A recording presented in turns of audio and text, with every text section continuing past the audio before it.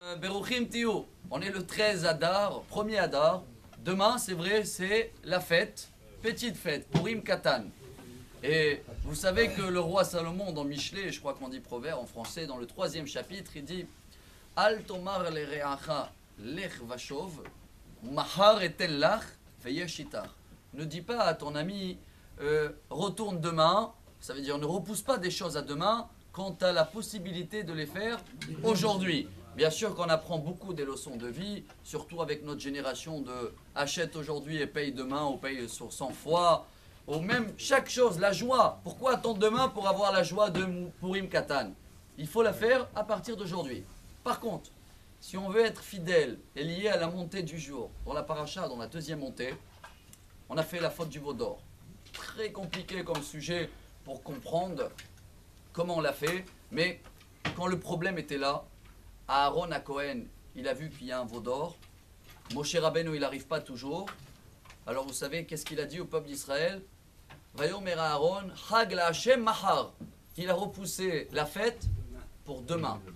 Malgré qu'il a vu que voilà, le taureau il est là, le peuple d'Israël, ils sont tous à fond. Bon, Moshe Rabbeinu, il est en retard, chacun il va faire des devoirs, il va lire les midrash. Mais si je veux tirer un message pour ma vie, un grand message, hein, chers amis. Quand on est face à des problèmes, des fois même des grands problèmes, ce sera des problèmes dans la société, ou des problèmes de famille, ou avec les enfants, ou peu importe.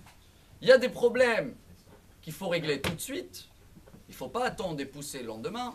Mais il y a des grands problèmes ou l'inverse. Il ne faut pas du tout réagir tout de suite. Aujourd'hui, dans la minute qui nous reste, on va essayer d'apprendre la différence. Quand c'est de la joie, quand c'est à toi de donner quelque chose, fais-le tout de suite. Comme ça, l'autre, il profite. Mais quand c'est des reproches à faire, chers amis. Et voilà, Rashi, on met un zoom sur Rashi dans la montée d'aujourd'hui. Le peuple d'Israël, il est là, le veau d'or, il est là. Aaron, il a vu son neveu, le fils de Myriam, il a essayé de faire des reproches. Ils l'ont tué. Tout de suite, il a compris, moi je comprends qu'il y a des fois des problèmes où ce n'est pas le moment de faire des reproches. Personne ne va t'écouter. Qu'est-ce qu'il a fait, Aaron? Il est parti dans leur sens. Juste, il a dit, Mahar, demain. Mais avant, il a dit, amenez-moi tous les bijoux et tout, on va faire demain une grande fête, on va construire un hôtel. Qu'est-ce qu'il dit, Rashi? Aaron a tout calculé, il a vu. Les reproches, ce n'est pas le moment. Il vaut mieux que je prenne la responsabilité dans mes mains.